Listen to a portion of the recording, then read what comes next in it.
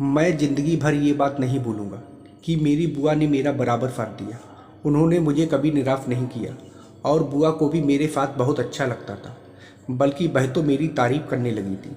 वो कहती थी, सोनू, मुझे तुम्हारे साथ ऐसा करने में लगता है जैसे कि मैं जन्नत की सैर कर रही हूँ।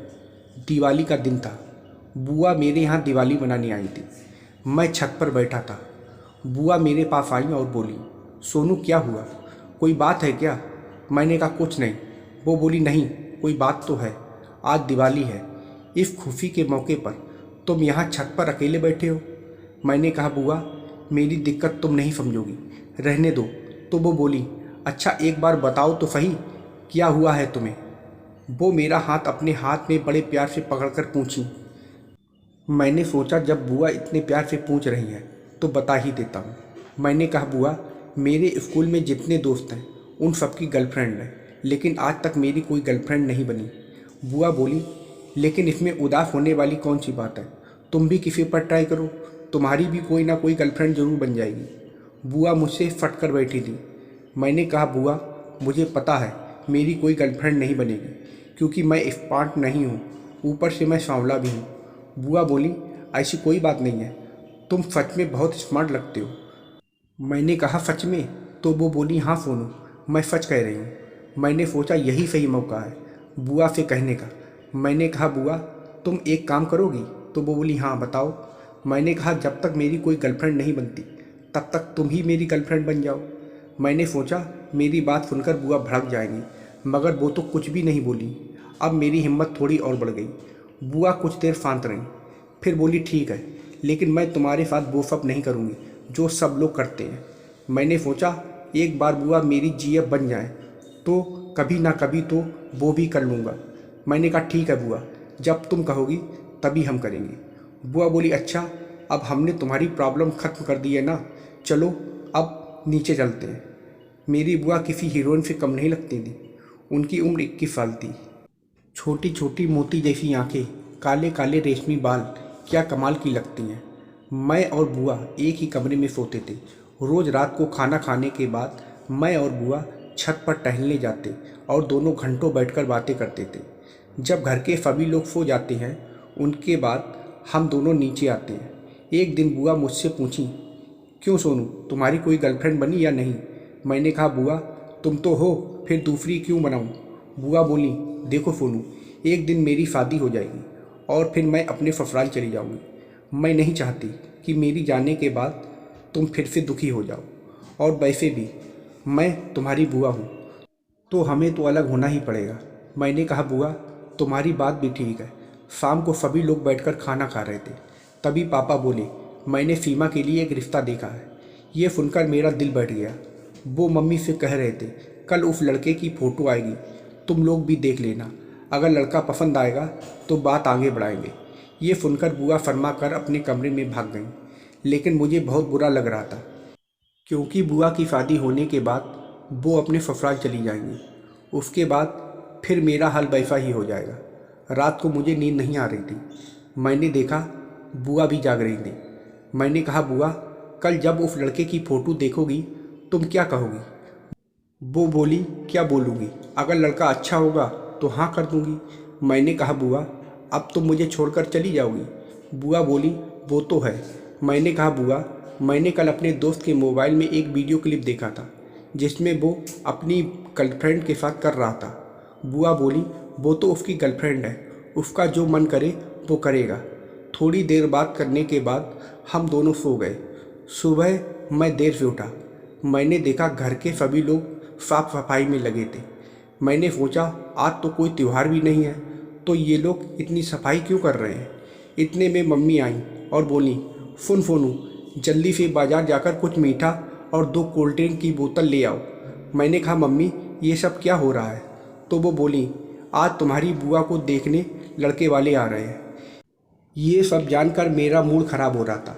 मैं गुस्से के मारे घर से बाहर चला गया। फिर शाम को करीब 9 बजे घर वापस आया। सब लोग मेरा ही इंतज़ार कर रहे थे। मम्मी बोली, सोनू, तू कहाँ चला गया था? हम लोग कितना परेशान हो गए थे, तुझे पता है? मैंने कहा, मम्मी, वो मैं अपने दोस्त के बर्थडे में चला गया था, इसलिए आने में थोड़ी देर हो गई। इतने में बुआ दौड़ कर आई और मुझे गले से लगा लिया। फिर मैंने खाना खाया और सोने चला गया। बुआ भी बगल में लेटी थी। वो बोली, क्या हुआ, सोनू नींद नहीं आ रही? मैंने कहा, नहीं बुआ। फिर मैंने पूछा, अच्छा ये बताओ तुम्हें लड़का कैसा लगा? बुआ बोली, लड़का तो ठीक है लेकिन वो थोड़ा मोटा है, मगर ठीक है। मैंने कहा, तो तुमने हाँ कर दी? बुआ बोली, हाँ, और भैया ने अगले महीने का मुहूर्त भी रख लिया है। मैंने कहा, बुआ तुम इतने दिनों से मेरी गर्लफ्रेंड बनी हो लेकिन मैंने कभी नहीं किया। बुआ बोली, सोनू अब तुम दूसरी गर्लफ्रेंड बना लेना। ऐसे ही कुछ दिन बीत गए और एक दिन बुआ की शादी हो गई और वो अपने ससुराल चली गई। बुआ के जाने के बाद मैं बिल्कुल अकेला महसूस करने लगा था क्योंकि बुआ हमेशा मेरा साथ देती थी। फिर शाम हो गई। मैं खाना खाकर अपने कमरे में सोने चला गया। सच कहूँ तो मुझे अकेले कमरे में बिल्कुल भी अच्छा नहीं लग रहा था क्योंकि अब बुआ मेरे पास नहीं थी। मुझे नींद नहीं आ रही थी तो मैंने सोचा एक बार बुआ को फ़ोन करता हूँ। जाते समय मैंने बुआ का फ़ोन नंबर ले लिया था। मैंने फ़ोन किया, पूरी बेल बजी लेकिन बुआ फ़ोन नहीं उठाई। मैंने सोचा क्या पता फूफा के साथ कर रही होंगी और फिर मैं सो गया। सुबह के 4 बजे बुआ मुझे फ़ोन की और बोली, क्या कर रहे हो सोनू? मैंने कहा, कुछ नहीं, बस अभी सो रहा हूँ। मैंने कहा, और बुआ तुम बताओ तुम्हारा पहली बार एक्सपीरियंस कैसा रहा? तो वो बोली, क्या बताऊँ, कुछ खास नहीं था, बस ठीक ठाक हो गया। मैंने कहा, क्यों, मज़ा नहीं आया क्या? बुआ बोली, ऐसी बात नहीं है क्योंकि देर तक काम नहीं हुआ। और बताओ तुमने कोई गर्लफ्रेंड बनाई या नहीं? मैंने कहा, क्या बुआ, इतने दिनों से जब कोई नहीं बनी तो 2 दिनों में कैसे बन जाएगी? करीब आधा घंटा तक हमारी बातें चलती रहीं। बुआ बोली, अच्छा अब मैं रखती हूँ। तभी मुझे उनके लिए टिफ़िन भी लगानी है। मैंने कहा, ठीक है, और मैंने फ़ोन रख दिया। मैंने सोचा कि आज मैं स्कूल में कोई ना कोई गर्लफ्रेंड ज़रूर बनाऊंगा, लेकिन मेरे क्लास में कोई ऐसी लड़की ही नहीं थी जिसे मैं प्रपोज कर सकूं। सब मुझसे छोटी थी। रोज़ रात को सोते समय हमारी और बुआ की बात शुरू हो जाती। बुआ मुझे अपनी सारी बातें मुझे बताती और मैं अपनी बात उन्हें। मैंने कहा, बुआ तुम ही मेरी कोई गर्लफ्रेंड बनवा दो ना, मैं नहीं बना पा रहा हूँ। वो बोली, मैं कैसे बनवा दूँ? मैंने कहा, बुआ मुझे एक लड़की बहुत पसंद है और तुम उसे अच्छे से जानती हो। वो बोली, कौन है वो, बता। मैंने कहा, बुआ तुम्हारी ननद, वो मुझे बहुत अच्छी लगती है। बुआ बोली, कौन, कीर्ति? मैंने कहा, हाँ। फिर वो बोली, लेकिन पता नहीं वो तुझे पसंद करती है कि नहीं। मैंने कहा, बुआ मुझे पता है, शायद वो मुझे पसंद करती है क्योंकि जब वो तुम्हारी शादी में आई थी तो मैंने नोटिस किया था, वो मुझे बार बार देख रही थी। बुआ बोली, ठीक है, मैं किसी बहाने से उससे पूछकर फिर तुम्हें बताऊंगी। फिर मैंने फ़ोन रख दिया। अगले दिन पापा बोले कि बेटा जल्दी से कपड़ा पहन लो, तैयार हो जाओ। मैंने कहा, क्यों पापा, कहीं जाना है क्या? पापा बोले, हाँ, आज तुम्हें अपनी बुआ को लेने जाना है ना। मैंने जल्दी से कपड़े पहने और तैयार होकर बुआ को लेने निकल गया। बुआ का घर मेरे घर से 50 किलोमीटर दूर था। मुझे वहाँ पहुँचने में शाम हो गई और रात वहीं रुकना पड़ा। सुबह मैं सोया था। बुआ की ननद मेरे लिए चाय लेकर आई। कुछ देर तो वो मुझे निहारने लगी। वो बहुत खूबसूरत थी। वो भी मुझे देखकर मुस्कुराई और फरमाते हुए जाने लगी। मैंने उससे पूछा, तुम्हारा नाम क्या है? जबकि मुझे उसका नाम पता था, लेकिन मुझे उसके साथ उसके मुंह से उसका नाम सुनना था। वो बोली, मेरा नाम कीर्ति है। इतना कहकर वो चली गई।